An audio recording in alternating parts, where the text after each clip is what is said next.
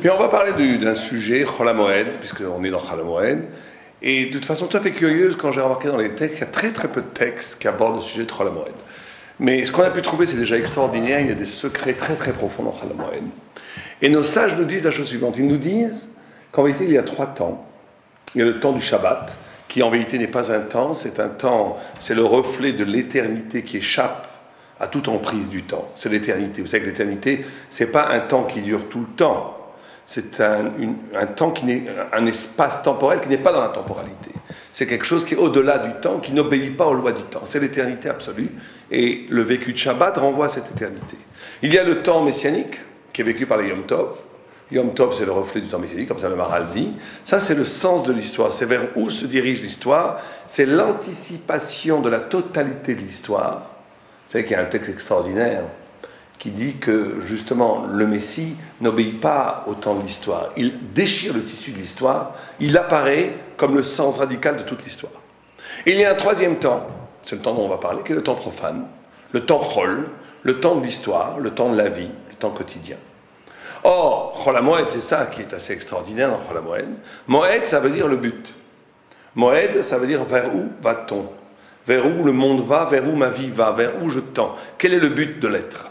Or, Chol HaMoed, c'est la capacité d'intégrer ce temps profane, ce temps de l'histoire, dans le but.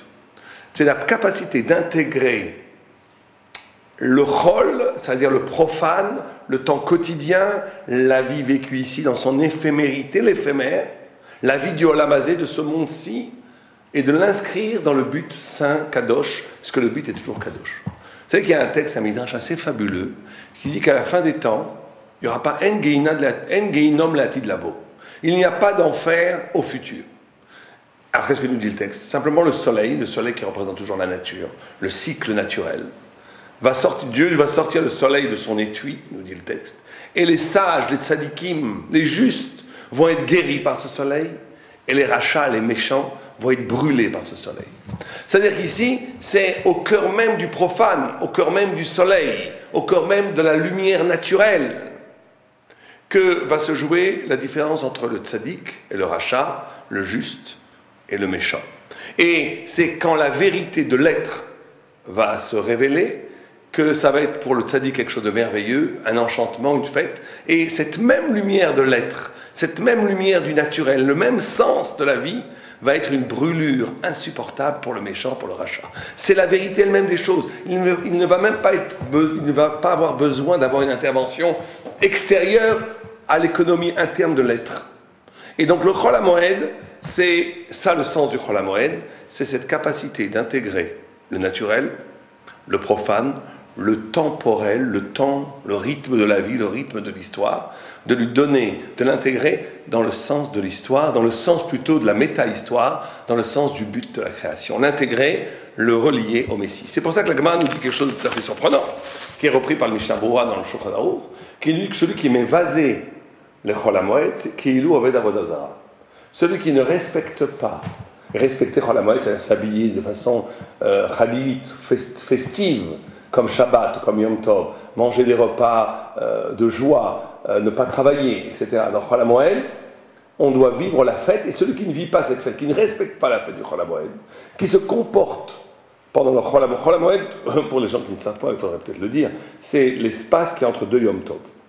Pendant le premier jour de Yom Tov de Pessah, dernier jour de Yom Tov de Pessah, entre les deux, il y a le Chol HaMoed, qui est Pessah, où on mange la galette, mais où la matzah, mais où on peut allumer la lumière, on peut prendre la voiture, mais c'est cet espace de fête qui s'appelle Chol HaMoed. Bien. Et donc, c'est considéré comme de la Avodah Zarah. L'Avodah Zarah, c'est de l'idolâtrie. Pourquoi de l'idolâtrie? Pourquoi c'est quelque chose à propos si grave?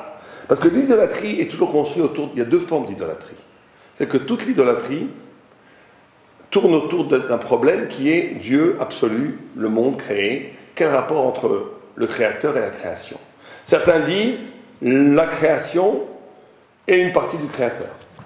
Ça, c'est le panthéisme, c'est aussi une forme d'idolâtrie. C'est ne pas supporter la différence entre le créateur qui est hors monde et le monde. Il y en a qui disent non, le créateur est dans le monde, ça c'est le paganisme. C'est l'idolâtrie pure. On prend un sapin, on prend une montagne pour Dieu, on prend la matière pour Dieu, Dieu nous en préserve. La Torah pose comme vrai deux propos qui ont l'air antinomiques. Dieu est absolument hors monde. Il y a une différence radicale entre le Créateur et la création. Mais en même temps, le monde n'est pas envisageable sans la volonté de Dieu une seconde. Le monde n'a pas d'autonomie. En od milvado. Il n'existe rien en dehors de Dieu. C'est-à-dire que le monde lui-même n'existe que par la volonté de Dieu à chaque instant. Ce qui fait que le monde est complètement intégré dans la volonté de Dieu. Or, c'est ça, Chol HaMoed. Celui qui coupe le Chol, qui dit le Dieu est en haut et nous on est en bas, et ici il y a une sorte d'autonomie de la nature, les choses vont comme elles vont, elles obéissent à des règles naturelles, à des règles du politique, à des règles de l'argent, à des règles du pouvoir. Si le monde a une autonomie en dehors de Dieu, c'est de la Avodah Zarah, c'est de l'idolâtrie. Or, le Chol HaMoed, c'est cette capacité de faire l'union absolue entre le Chol tout en... Alors c'est ça qui est tout à fait difficile. On n'est pas dans une mystique hindoue, mystique bouddhiste, qui est une négation du réel. Le réel est là, on l'accepte dans sa rugosité, dans son évidence, dans son opacité. Il est là, avec ses règles, mais il faut être capable d'intégrer ce réel et de voir que tout ça n'est que la volonté de Dieu. Tout ça est affel, est complètement secondaire par rapport à la volonté de Dieu. C'est ça la notion de Chol HaMoed, c'est la capacité de donner un sens spirituel à ce qui paraît tout à fait prosaïque, à ce qui paraît tout à fait laïque, à ce qui paraît tout à fait profane. Être capable de donner au profane un sens spirituel. C'est pour ça qu'à Chol HaMoed, beaucoup de travaux sont permis. Alors là, il y a une discussion tout à fait extraordinaire chez les sages. Certains disent que de la Torah, tout était interdit en vérité, comme dans Yom Tov. Simplement, les sages, les sages ont permis des travaux pour qu'on puisse vivre. Et d'autres disent que c'est le contraire de la Torah, tout était permis. Et c'est les rabbanim, les sages, qui ont rajouté des interdits. On a le Rambam et le Rif qui pensent comme une Torah, tout est permis à Chol HaMoed. C'est les rabbanim qui ont imposé des interdits. Et on a le Rashi, Ramban et d'autres qui, eux, pensent que c'est de la Torah les interdictions de travailler à Chol HaMoed.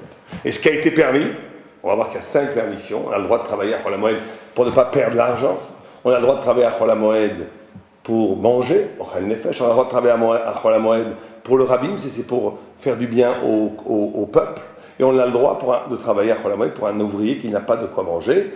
Et c'est idiot pour aider quelqu'un d'autre. Il y a 5 espaces permissifs qui nous permettent de travailler à Chol HaMoed. Est-ce que ces 5 choses sont une permission qui ont été un éther qui a été donné par les rabbanim, par les sages, alors que la Torah l'interdisait? Ça, c'est une vue. C'est la vue de Rashi.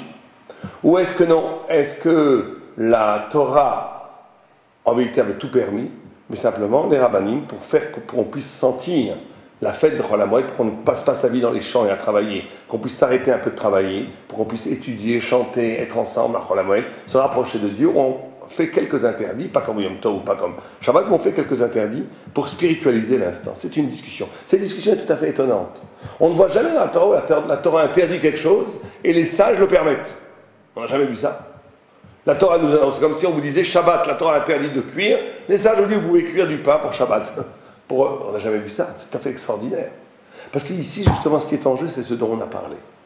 Ce dont, comme tout le sens de Chol HaMoed, c'est d'intégrer la vie, le chol, le profane, dans le but même de la création.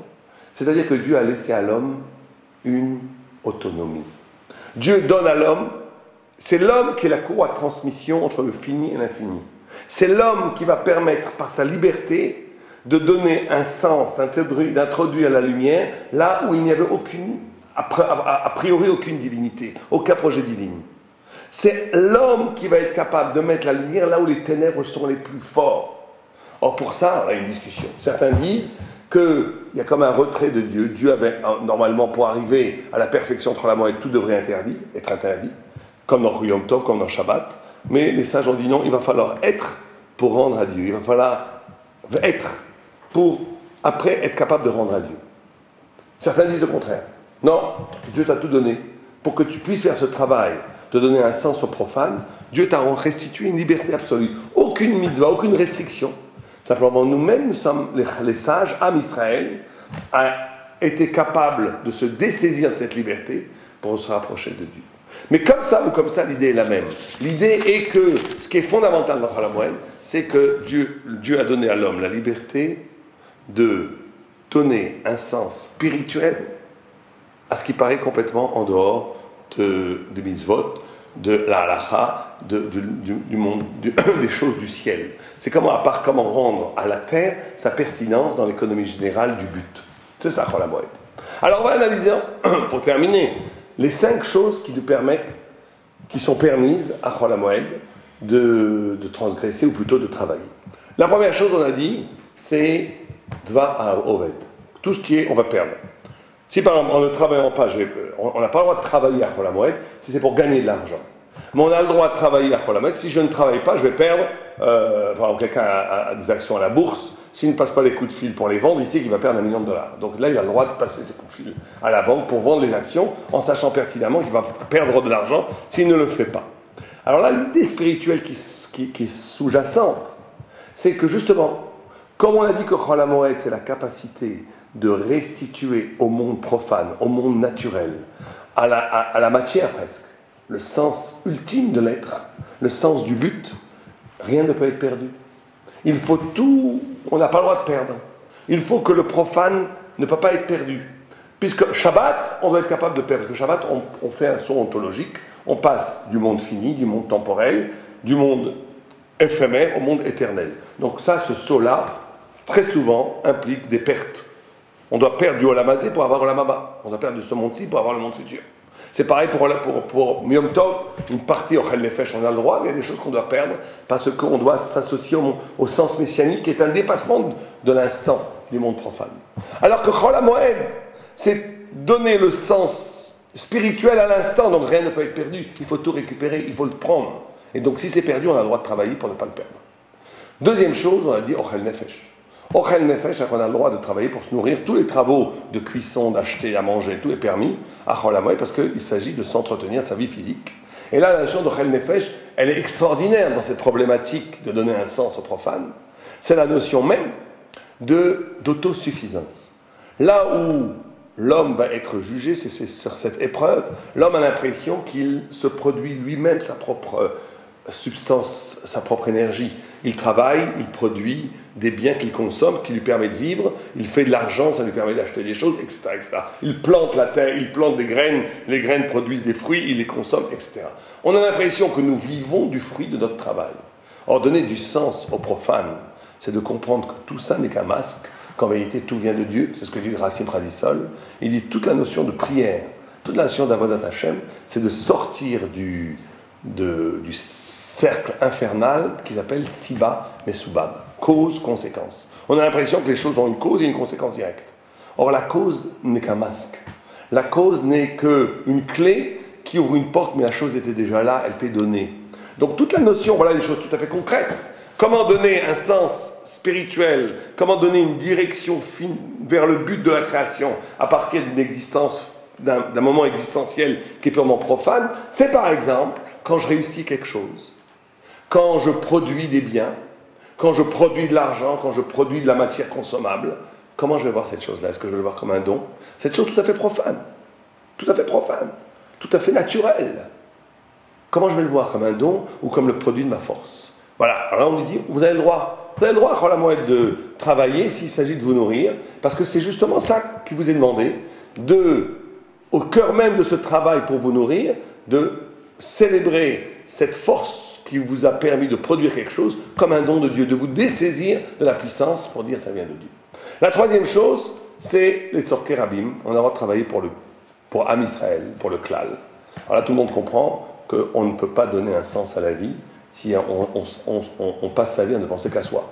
On ne peut donner un sens à la vie que si on donne, si on oriente sa vie vers les autres, vers la fraternité, vers Am Israël, vers le sens collectif d'Israël. Et le quatrième, c'est un homme qui a faim, un homme qui n'a pas de quoi manger, il a le droit, bien entendu, de travailler pour se nourrir. Il a le droit de travailler. Un poël chez un homme à l'école, il a le droit de travailler, il a le droit de continuer de travailler. Même pour gagner de l'argent, parce que sinon il n'aura rien demain. Ça, c'est une mission formidable. C'est que quelqu'un qui ne vivrait dans la Torah que d'une façon formelle, qui ne verrait dans les lois que des concepts, que des dynimes, que des lois, et qui ne serait pas capable de prendre en charge la détresse de l'autre, c'est une spiritualité qui est bonne à jeter aux orties. La spiritualité fondamentale, c'est la capacité d'intégrer la détresse de l'autre et que cette détresse de l'autre devienne une part intégrale de la loi. Et là, on nous dit, voilà, la loi change. Quand quelqu'un n'a aucun argent, que son travail, n'a que sa force de travail pour vivre, il peut travailler, même si c'est pour gagner de l'argent, parce qu'il a besoin de cet argent comme quelque chose de vital. Il faut la spiritualité, rendre les choses profanes spirituelles, c'est cette capacité de donner un sens spirituel à la détresse de l'autre. Et la cinquième chose, c'est d'aider l'autre par des petits actes tout simples. Là aussi, on a le droit de passer des coups de fil pour aider quelqu'un, pendant tout cet rapport à l'autre, c'est idiot, c'est quelque chose qui ne nécessite pas un travail d'expert pour aider son prochain, et aussi permis dans la Chol HaMoed. C'est les 5 choses qui sont permises à faire pendant la Chol HaMoed. Mais ce qui est très important, c'est que cet équilibre, c'est très difficile le Chol HaMoed. Parce que Shabbat, c'est très simple. Shabbat, tout est interdit, on ne fait rien, et on est directement avec Dieu. Yom Tov aussi, c'est plus ou moins simple. La seule chose qu'on a le droit de faire, c'est de cuisiner pour manger. Mais Chol HaMoed, c'est très compliqué. Parce que Chol HaMoed, c'est la limite. Pratiquement tout est permis. Alors on va dire, bon, je vais me promener, je vais prendre l'avion, je vais aller faire du ski. C'est aussi pour la fête. Donc là, on nous demande une honnêteté intellectuelle. Est-ce que tu le fais? Est-ce que ce qui t'est donné comme liberté à Chol HaMoed, tu l'utilises pour te rapprocher de Dieu? Ou tu le prends comme prétexte pour en vérité te vivre comme un animal, comme assouvir tes désirs et tes plaisirs les plus bestiaux. Et donc là, c'est là où se joue la liberté absolue à Chol HaMoed. C'est qu'on te donne une liberté, c'est dans le cœur de l'homme que ça se voit. Quelqu'un va dire, moi j'ai besoin pour vivre la fête d'aller faire du ski. Bon, alors si c'est vraiment pour vivre la fête, il a le droit d'aller faire du ski pendant Chol HaMoed. Mais si c'est pas vrai, alors il fait de l'avodat zara, il fait de l'idolâtrie, il est mévasé les Chol HaMoed. Puis qu'on a dit que l'essence même de Chol HaMoed, c'est de vivre une vie qui intègre pratiquement toutes les choses permises pendant le monde profane, mais que c'est l'instant où on transforme ce profane, on intègre cette dimension profane dans l'économie générale du sens, du but à atteindre. Et là, ça demande une honnêteté, une rigueur spirituelle et intellectuelle énorme qui est l'essence même de la liberté. Et la liberté, c'est l'emblème même de la fête de Chol HaMoed. Chol HaMoed, Chag Sameach, Amen.